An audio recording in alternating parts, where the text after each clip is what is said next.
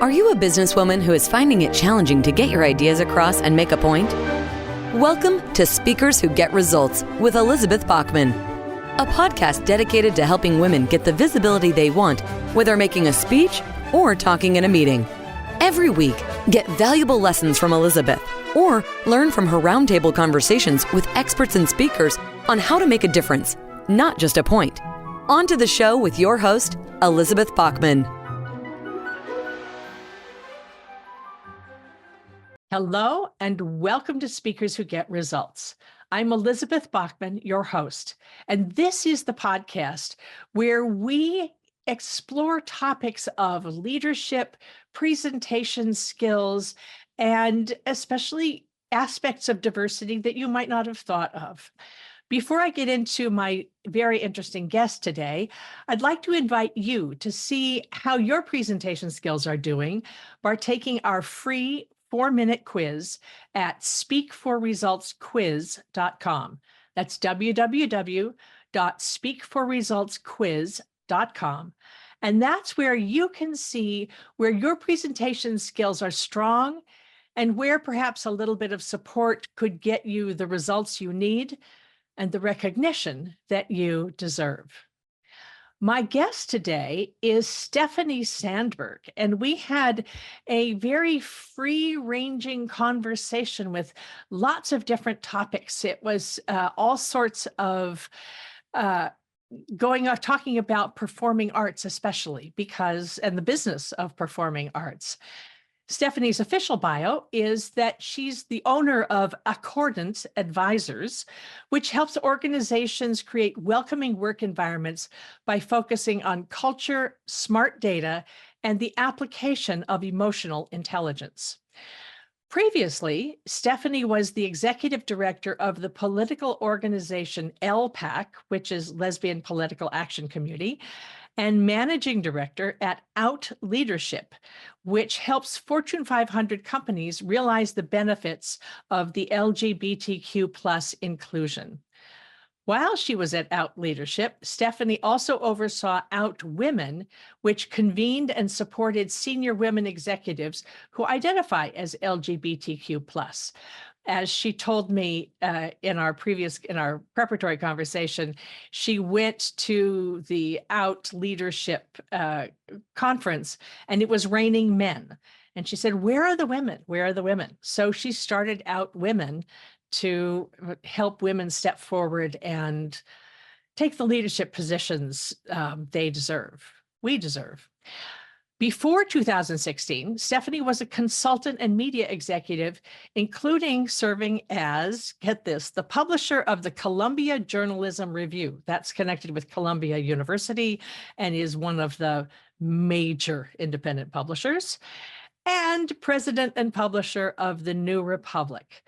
So she has major credentials and has really interesting ways of thinking. I had the most fun talking with her. I know that you do too. Here's the interview with Stephanie Sandberg. Stephanie Sandberg, welcome to Speakers Who Get Results. Thank you very much. Delighted to be here. Well, I'm very excited to have you here.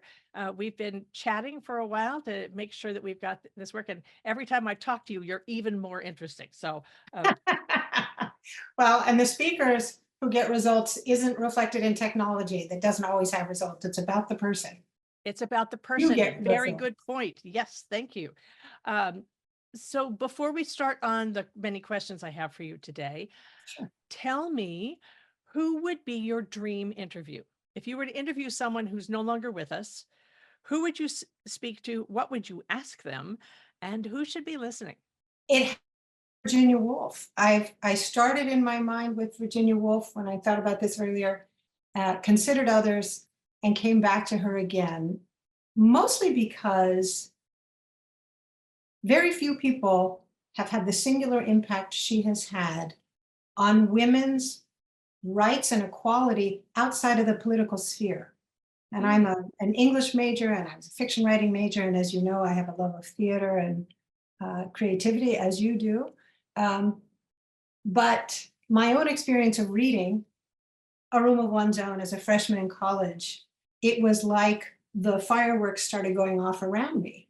And it's not as if I grew up in Victorian England without rights and without the expectation of equality, but to hear it from her in such clear and, to me, brave wording and demands even, and humor, was transformative for me just in terms of perspective. So I would like to interview her directly. That led, of course, to my reading all of her books and diaries and letters. So I also would come to that interview with some particularly intimate questions, most having to do with her identity as a bisexual woman, as a woman who then embraced it, but also loved her husband and stayed with her husband. I would ask her in 2024, would you still marry Leonard? I would be very curious about that, and what kind of life she would choose if she had that choice to make today. How different would it be? And from an audience perspective, I would hope any woman interested in both history and the evolution of equality for women would find that interview interesting. I certainly would. Yes, and men too. So And men too, of course, you're right. yeah, I'm trying to remember the dates. So Virginia Woolf was an English writer, part of the Bloomsbury group, which Correct. included Dylan Thomas, right? And I'm a little vague on the dates. A little bit, yeah. And the rest of the Bloomsbury group, there were some fringe characters, but her story and her love affair, in particular with a couple of other writers, has been documented now that the letters are out and those things are out. But the Bloomsbury community was, her sister Vanessa, for example, was a painter. And she was married, but in a quasi-open marriage to others in that arts group. And so it was painting, it was writing. She and Leonard had a printing press. They published, poets around that time, from Eliot through, some of the lesser known folks who we don't know as well today. But they were all about bringing art to the world in a time of emerging sort of bohemianism, but coming out from that cloud of like Victorian England. And I think that always makes that kind of entrance much more spectacular. I remember early 20th century. Early 20th century. I remember how excited I was when I went to London as a college student. I had studied in Paris, and then I did a summer in London, living with relatives and going and studying drama in the Bloomsbury neighborhood. And I went, oh, the Bloomsbury, that's a neighborhood. Got it. So a neighborhood in London, and how exciting that was. Yeah. Yeah. I think it would be fun to go back and be part of all that, but not stay. Go back and visit, and then know you can come back to your 21st century life and comforts. So well, and let's not forget, I mean, she chose to end her life. And so it wasn't all, obviously she suffered from extreme depression that couldn't be treated, and she didn't think it could be. And at the very end, when she walked into the river with stones in her pockets, it was because she felt it coming on and couldn't bear another round of that. But the flip side, if she were alive today and were able to get treatment, like so many people who weren't able to, that would be something for humanity to have enjoyed a lot longer. Yes, we could have had. But I agree. I wouldn't have wanted to stay. I wouldn't have wanted to live in that time. Yes, exactly. So getting to the 20th and 21st century, as I've read your bio already to the recording, you've had this massive career in publishing, and now you're out working as a leader to helping organizations be better. And I love it that you work with major nonprofits like symphony orchestras and opera companies, my old stomping grounds. How did identifying as the LGBTQ, coming out and declaring that was you, what's that role has that played in your leadership? Because you're a major leader. Well, so everyone has a different version of their coming out story, and I think the impact it has, for me, it wasn't going from, one side of the coin to the other in terms of job skills and presence. I had always felt comfortable at the table, if you will. In fact, part of my learning about myself, particularly recently with my colleagues, is a growing awareness of how I think I tend to sometimes dominate. And I wish for humility, and I think I have it. And then I hear myself talking because I think, well, I'm going to put this better than anybody. And by the way, not true, shuts people down.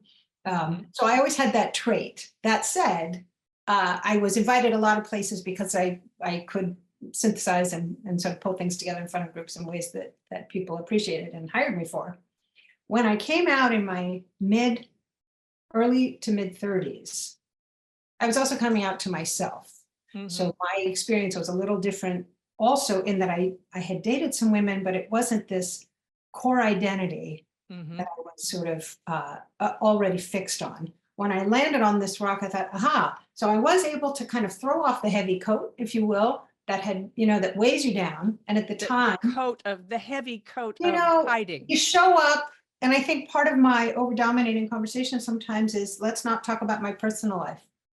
Let's talk about interesting intellectual things. I don't want to share too much because I happen to be dating a woman secretly and I don't want someone to know, kind of thing, right? Yes, right. But when I met my now wife, Augusta, and we both essentially came out together, I was able to stand up straighter, and something about that process, I then was identified as, oh, you should come be the publisher of this political magazine. You should come be the publisher of something like Columbia Journalism Review.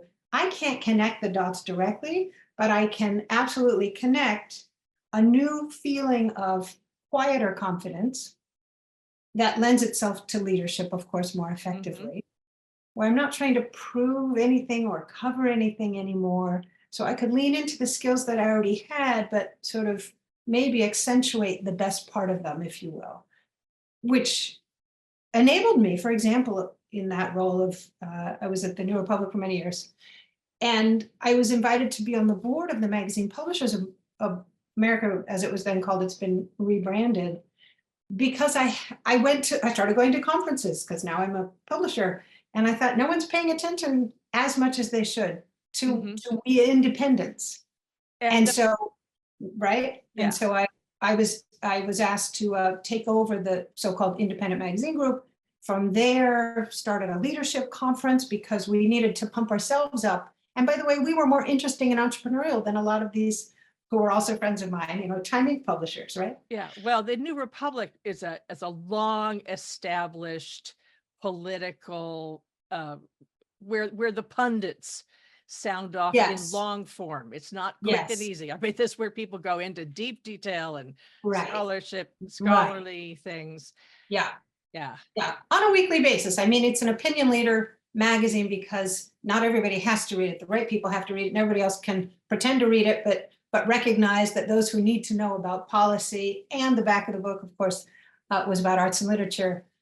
They knew that we had the strongest authority because we had the best writers. And yes. So it was a big coup to be at the New Republic. Yes. Thank you. It was a privilege for me. I just loved it. Just out of curiosity, I always think of the New Republic as very staid, stick in the mud, old, old established thinking. How did it happen that you came as a woman? I think it had a mixed reputation. The staidness may come from that it's long-standing, and certainly, it's been around a long time. It's been helping shape opinion a long time. It's been relatively centrist in its long history. And who was in charge for so long were men, so there weren't women around, whether at the New Republic or in other places. I think by the time I came, there were certainly, in fact, you'll appreciate, my friend, now Joan Tooley, was actually named publisher just before I was. She stepped down a year or two into it because she met and married the the mayor of Billings, Montana, and moved out there. But I say all that because she says the New York Times decided to do an article about the publisher of the New Republic moving out to Montana, and they would say truly, comma 40, comma. She was like, So then everybody was talking about me and my age. She was a theater person, so she was not staid. She was a singer. And she sung in cabarets at night and had a lovely sort of personal life. Anyway, they were ready for me, and I brought a few new ideas about how to maybe package conferences and shake things up a little bit. And so we were able to sort of turn that model around so that it was both a more dynamic, it never made much money, but a more dynamic business opportunity so that the owners weren't losing money and were still influencing policy the way they always had hoped. Okay. So Stephanie, now you run Accordant Advisors, which I love, which is being in accord and according with, they're the English major in me starts. I wasn't an English major, but like the language geek in me looks at all the different ways you can think about being in accord. Accordant Advisors is labeled as a diversity, equity, inclusion advisory. What makes that different? What makes you different? And is that that's not all that you do. I'm going to start this over again so we can do this again. So Stephanie, you are now running Accordant Advisors, and which is a company that you took over, labeled as doing DEI work, but I know that there's more. So what makes you different? What makes the company different? Thank you for asking that question. I think there are two answers to it. One is we don't label ourselves, except as a shortcut, to have shorthand for it, as a DE&I shop. We are inclusion strategists. We help build workplaces that feel more welcoming and psychologically safe. That means you're feeling included, and it's not original to us, of course.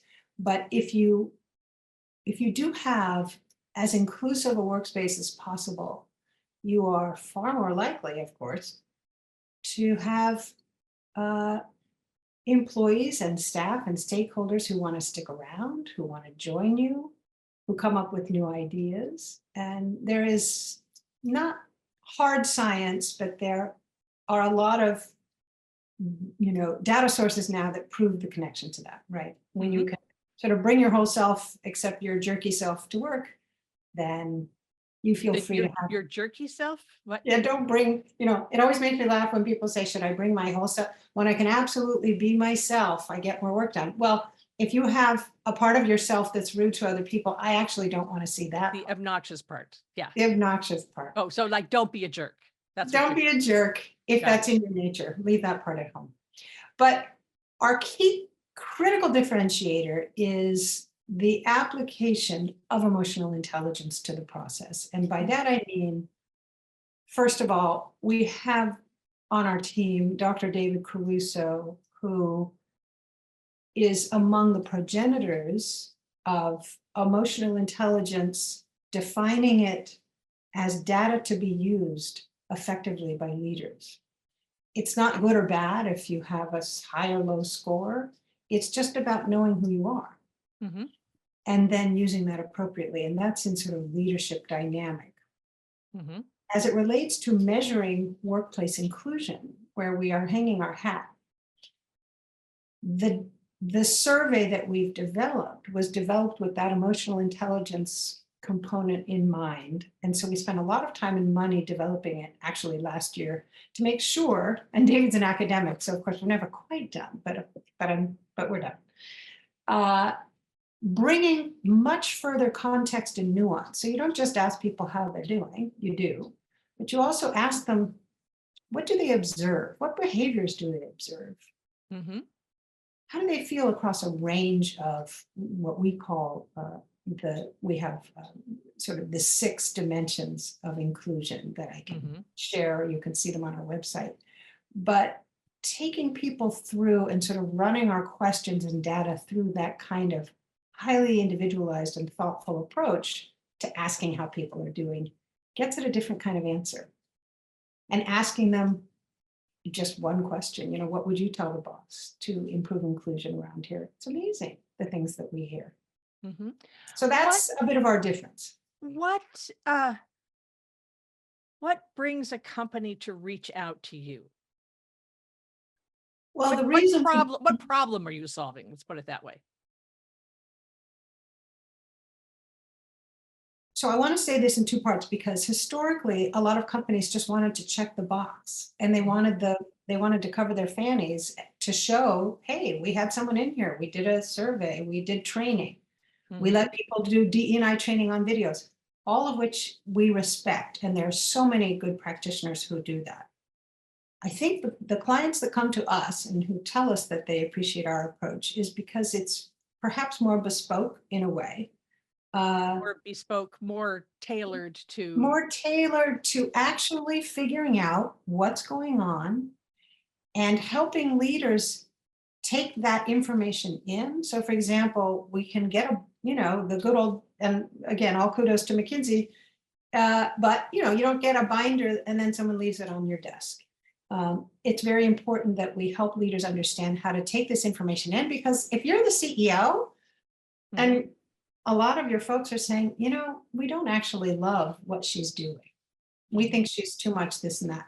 It takes a terrific leader who has humility to accept these results, to share them out, and to commit to doing something about them, which not everybody does, by the way.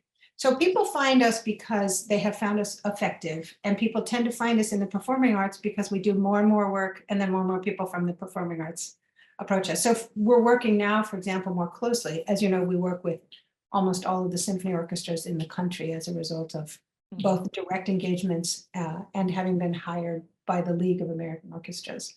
And I'll be presenting that data actually next week at their annual conference. But we're also moving into more theater spaces, the whole notion of helping people feel welcome in any group is an inclusion engagement. Helping people feel welcome with work that is challenging in an environment that's challenging to work, perhaps. It's complex. So we're partnering with other performing arts to explore that as well. That raises several things that really interest me, what you were saying, partly because you say, having spent 30 years in the performing arts myself, yes. Performing arts organizations are businesses. It's a business. And that's not recognized enough. As a teacher, I used to teach young singers that own the business.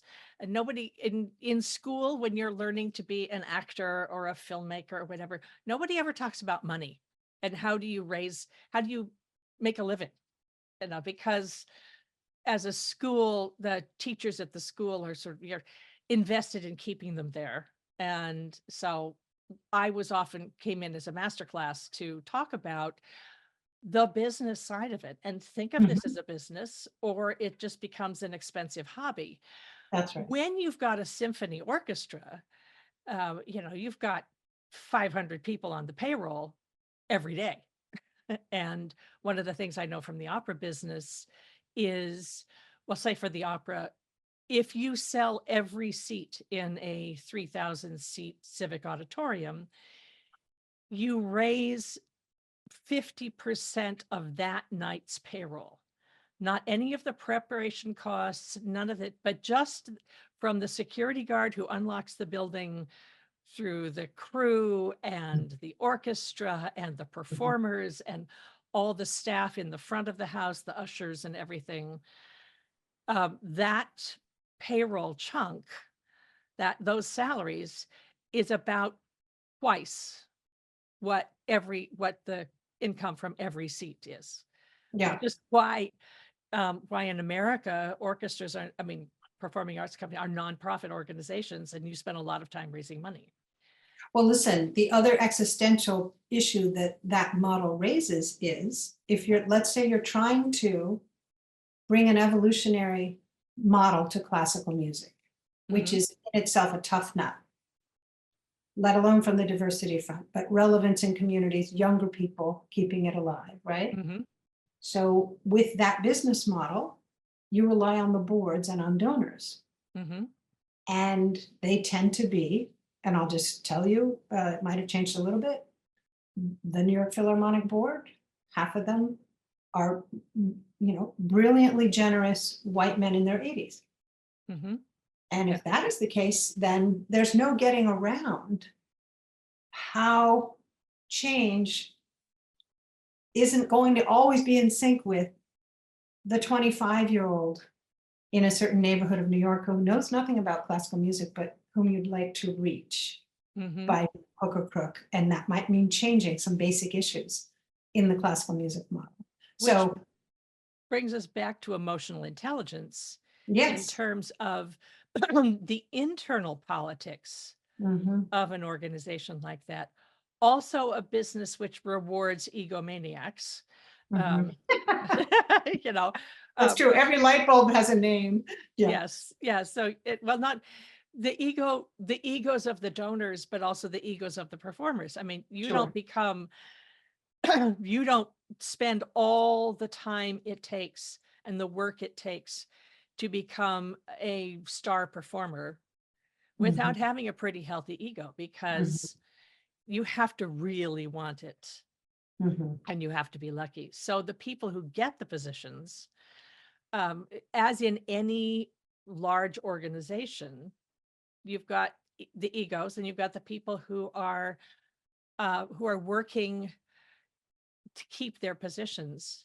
I think that's a good point. Probably a higher, but there's the one good thing about 30 years in the performing arts is there's probably a higher percentage of people who are there for the love of the art form.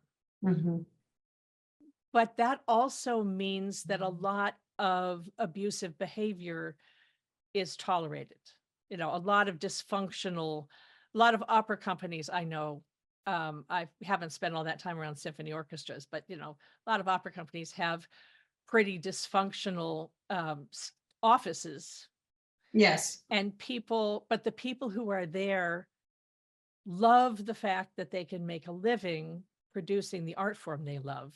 Yes. And so they just put their heads down and choose their battles. That's interesting.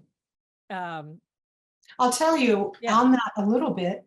One interesting finding that is commonsensical, but still is worth pointing out. We measured orchestras of every size. There's only a dozen, major, to 20 major symphonies in the country that work year round, go to China, do their thing. And then there are another, 300 orchestras who come together off and on across the country, right? The smaller orchestras, the less well-funded, have happier music. It's just funny. The musicians tend to be happier. The staffs happen to be happier. They're making less money. They're not in major areas. And it's interesting taking a look at some of those relevant details, like why. One is there is less diversity, and so everybody gets along.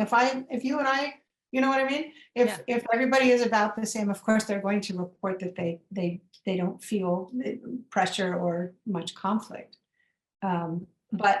But one other thing is that the higher these elite players, to your point, and understandable egos, the more perfectionist comes into it.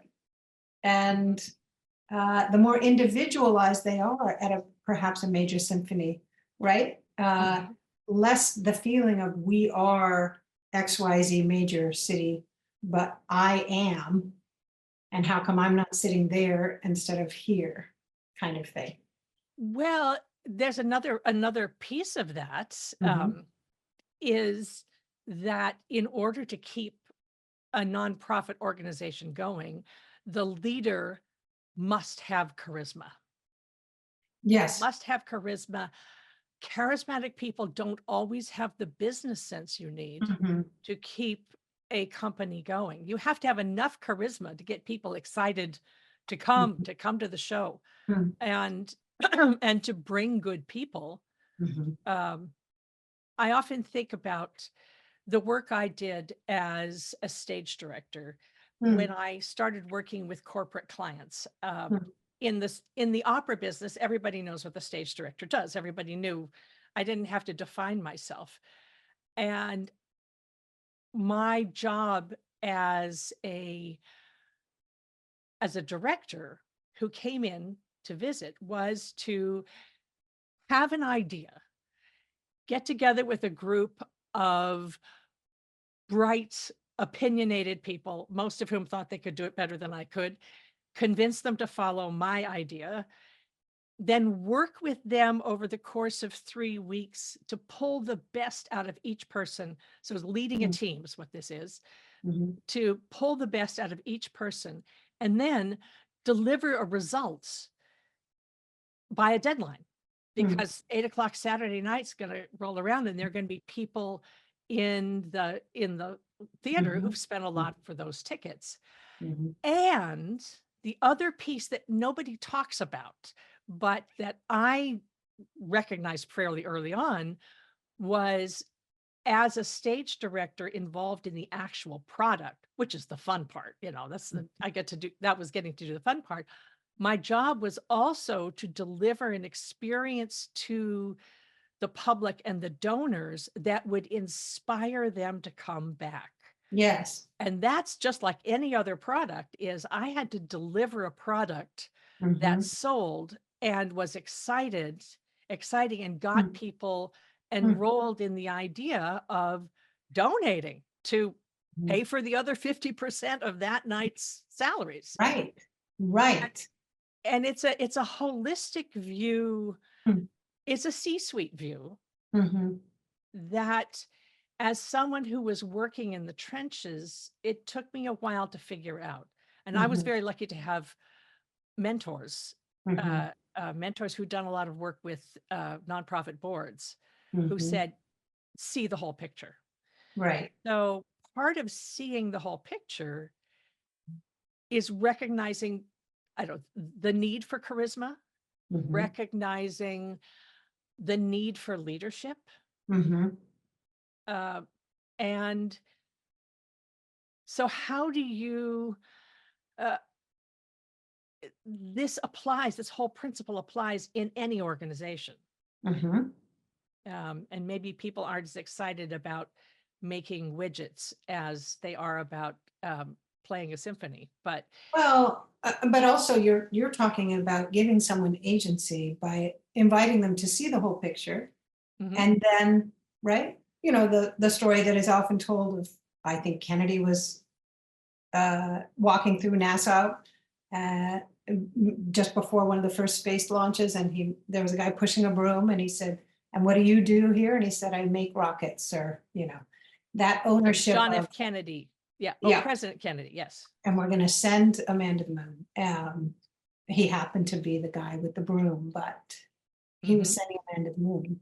And so that's part of what you're getting at, is not only the importance of seeing the connection to it, but actually from a personal standpoint, someone who feels that way and is invited to feel that way is what you want in the workplace, right? That's Hmm. inclusion at its best, Hmm. I think. And somehow he felt safe in front of all those folks to use his own voice and to Hmm. say something, that wasn't obvious.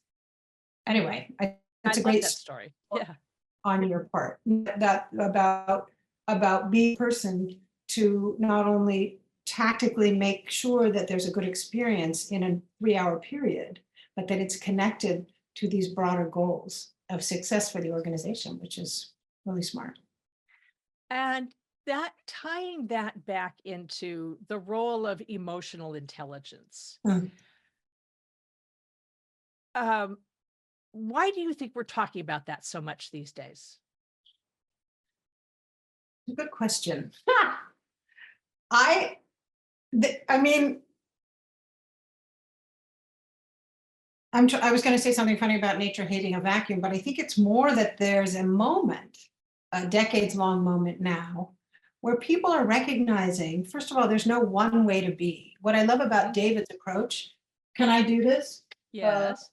Yes. So for the video, she's got a book. There we go. Leader's Guide to Emotional Intelligence. I love it. So by Dr. David Caruso, who has been at Yale for a long time, and created one of the first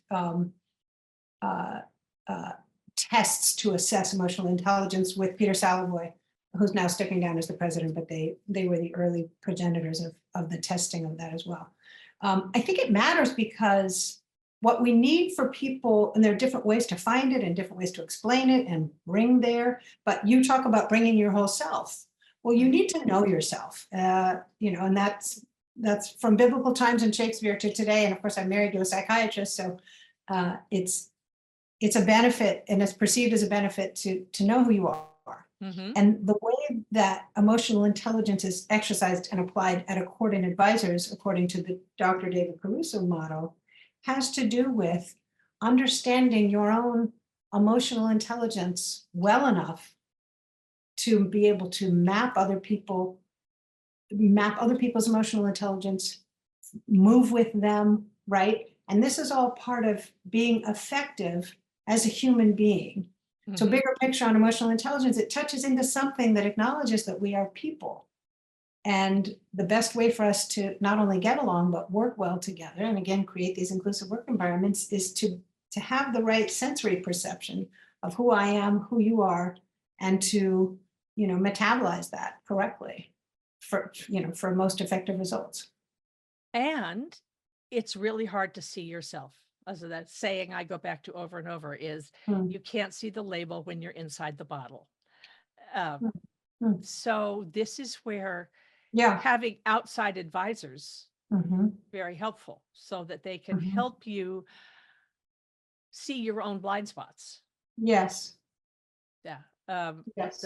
Help you negotiate them, right? And not just leave you feeling bad, but say, actually, it's not good or bad news. These are the facts. This is the label. And here's how you can address what is stopping you from being most effective, which I know you do every day. So. Yeah. One of my favorite podcast guests is Tina Greenbaum of Mastery Under Pressure. And her phrase is, don't you want to know your blind spots? Because everybody else can see them. and that's actually good. Yeah, that's a quote I use a lot. Yeah. Stephanie Sandberg, this is fascinating. You and I could go on and talk about the performing arts for the next 5 hours, but let's give our listeners a break.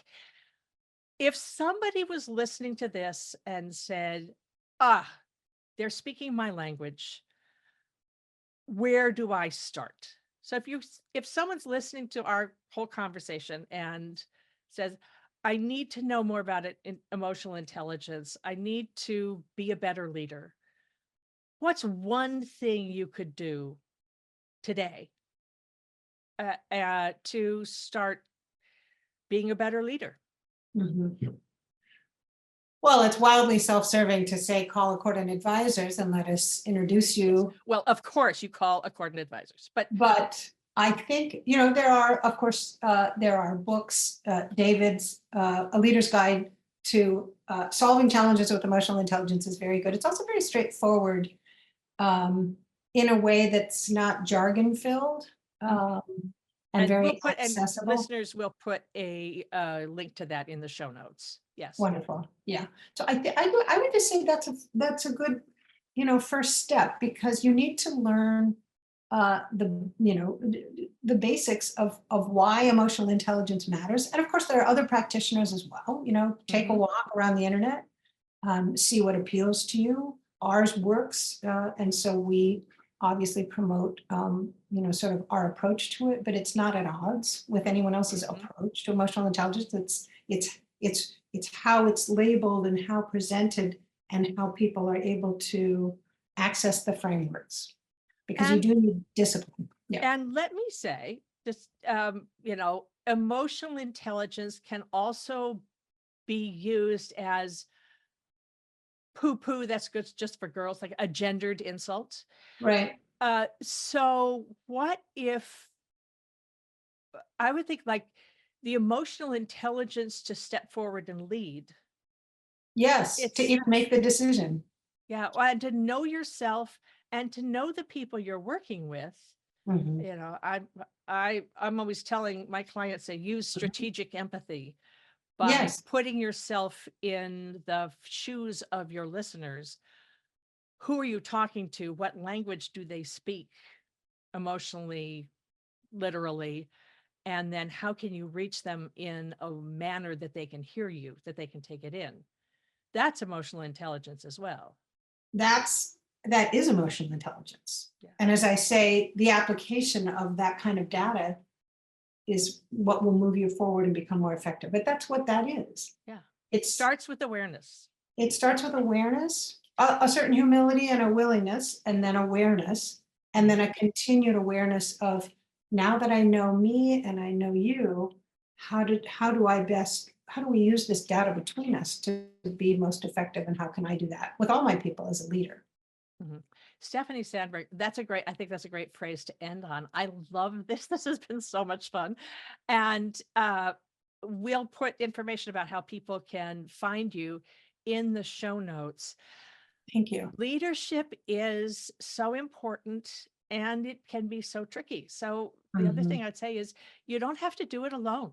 There's Mhm. surround yourself with people you can talk to and That's people right. who can give you informed advice.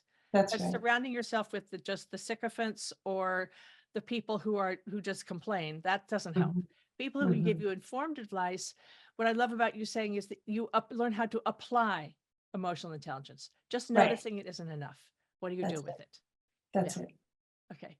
Stephanie Sandberg, thank you so much for having been my guest. Well, This thank went in a you. whole different direction. It was a really fun Yes. conversation. Yes. This has been Speakers Who Get Results. I'm Elizabeth Bachman, your host. If you enjoyed this, please subscribe to the podcast on whatever app that you listen to. Follow us on YouTube, and please leave us a good review on Apple Podcasts. That raises our ranking, and then more people can hear interesting guests like Stephanie Sandberg. This has been Speakers Who Get Results. I'll see you on the next one.